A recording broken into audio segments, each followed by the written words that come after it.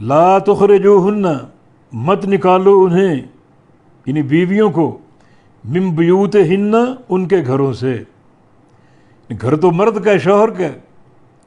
ان کے گھر اس لیے کہا کہ وہ رہتی ہیں وہاں، یعنی مرد کا وہ گھر ہے باعتبار ملکیت کے، اور خاتون کا گھر ہے باعتبار سکونت کے، یہ اور اس میں رہتی ہے، اس میں سکونت اختیار کیے ہوئے۔ تو گھر کی نسبت مرد کی طرف ہوتی ہے ملکیت کے اعتبار سے، اور خاتون کی طرف باعتبار سکونت کے، کہ چونکہ وہ اس میں رہتی رہی اور اب بھی رہ رہی ہے، تو ان کے گھروں سے ان کو مت نکالو، یعنی دوران عدت، جب تک رجوع کا اختیار اور حق موجود ہے۔ یعنی طہر میں طلاق دے دی، اب فوراً نکالنے کی ضرورت نہیں ہے، جبکہ ہمارے معاشرے میں اس پر عمل نہیں ہوتا، غصہ سر پہ سوار ہوتا ہے، مرد کو بھی عورت کو بھی، اور مرد بھی چاہتا ہے گھر سے دفع ہو جائے، عورت بھی چاہتی ہے کہ اس شوہر کی شکل نہ دیکھوں، لیکن قرآن نے دونوں کو پابند کیا ہے، ولا یخرجن، اور وہ عورتیں بھی نہ نکلیں اپنے گھروں سے، یعنی مرد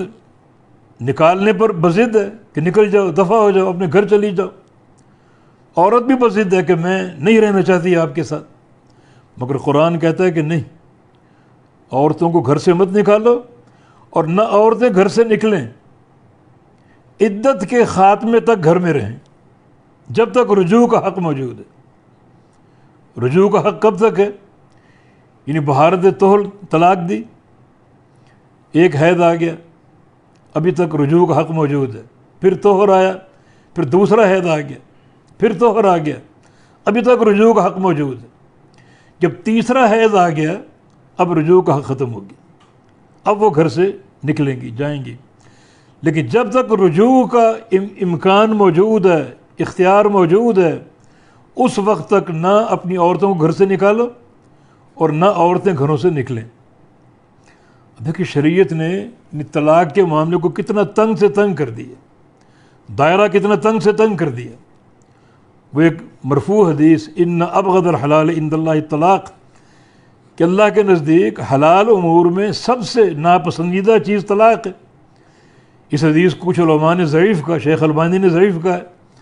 مگر بہت سے علماء نے، محدثین نے اس کو صحیح بھی قرار دیا کہ اللہ کے نزدیک جو حلال امور ہیں ان میں ناپسندیدہ چیز طلاق ہے۔ اور ایک حدیث میں شیطان اور ابلیس خوش ہوتا ہے جس گھر میں ناچاکی پیدا کر دے مرد اور عورت کے درمیان، حتیٰ کہ وہ ناچاکی طلاق پر منتج ہو جائے۔ ابلیس اپنی ذریت کو بھیجتا ہے، جاؤ زمین میں پھیل جاؤ اور اللہ کے بندوں کو گمراہ کرو، اور ذریت رپورٹ دیتی ہے میں نے فلاں کو نماز سے روکا، فلاں کو حج سے روکا، فلاں کو زکوٰۃ دینے سے روکا، فلاں کو جہاد سے روکا، مگر ابلیس اس سے متاثر نہیں ہوتا، مگر ایک جو شیطان رپورٹ دیتا ہے کہ میں فلاں گھر میں داخل ہوا، اس وقت تک میں وہاں لگا رہا، نکلا نہیں جب تک میاں بیوی میں اختلاف پیدا نہیں کر دی، حتیٰ کہ وہ اختلاف اتنا بڑا کہ طلاق کی نوبت آ گئی۔ تو یہ تو ابلیس کی ایک رضا اور انتہائی خوشی کا ایک معاملہ ہے کہ سب سے بڑھ کر وہ اس شیطان سے خوش ہوتا ہے جو کسی گھرانے میں طلاق پیدا کر دے اور میاں بیوی میں جدائی پیدا کر دے۔ اب اللہ تعالیٰ نے کتنا یعنی طلاق کے معاملے کو، اس دائرے کو تنگ سے تنگ کر دیا۔ مثلا حیض میں طلاق نہ دو،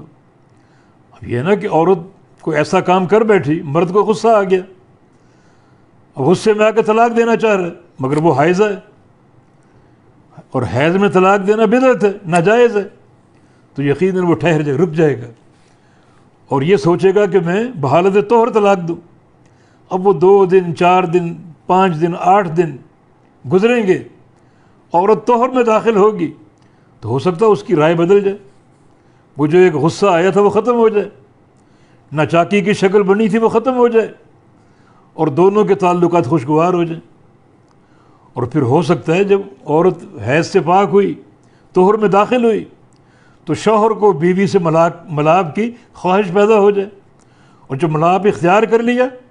تو اس طہر میں طلاق نہیں دے سکتا۔ تو کس قدر یہ یعنی دائرہ تنگ ہے۔ اور پھر جب طلاق دے دی ہے طہر میں اور عورت کی عدت شروع ہو گئی، تو اس کو گھر سے مت نکالو. تقریباً 2 مہینے طلاق کے بعد وہ شوہر کے ساتھ رہے گی، اس کے گھر میں رہے گی. ممکن ہے ان 2 ماہ کے دوران رائے بدل جائے اور شوہر کا مزاج بدل جائے اور بیوی سے وہ ملاپ اختیار کرنے اور رجوع کرنے کا سوچ لے، تو پھر وہ گھرانہ طلاق سے بچ جائے گا اور وہ گھرانہ جو میاں بیوی کا ایک تعلق بحال ہو جائے گا اور تعلق خوشگوار ہو جائیں گے. تو کتنا یہ دائرہ کم سے کم اور تنگ سے تنگ رکھا ہے شریعت نے کہ بحالت حیض طلاق نہ دو اور اس طہر میں طلاق نہ دو جس میں مجامعت ہو جائے. اور پھر ساتھ ساتھ یہ بھی ایک قید ہے کہ جس طہر میں آپ طلاق دینا چاہ رہے ہیں اور اس خاتون کا حمل ظاہر نہیں ہوا تو آپ طلاق نہیں دے سکتے. ہو سکتا ہے جب حمل ظاہر ہو جائے، یعنی شوہر کو پتہ نہیں یہ حاملہ ہے یا نہیں، اور جب حمل ظاہر ہو جائے تو ممکن ہے بچے کی خواہش اور نئے مہمان کی آمد اس کے دل کو نرم کر دے اور وہ طلاق کے فیصلے سے بعد آ جائے. تو کتنے یعنی شریعت نے حدود قائم کیے ہیں، یعنی طلاق کے معاملے کو روکنے کی کوشش کی کہ یعنی بحالت حمل طلاق نہ دو جب حمل ظاہر ہو. جب حمل ظاہر نہ ہو، ظاہر ہو اور پھر آپ طلاق دینے پر مصر ہیں تو طلاق دے دیں، لیکن جب حمل ظاہر نہیں ہوا تو طلاق نہ دو. ہو سکتا ہے حمل ظاہر ہونے کی صورت میں وہ مرد اپنی رائے تبدیل کر دے اور طلاق دینے سے بعد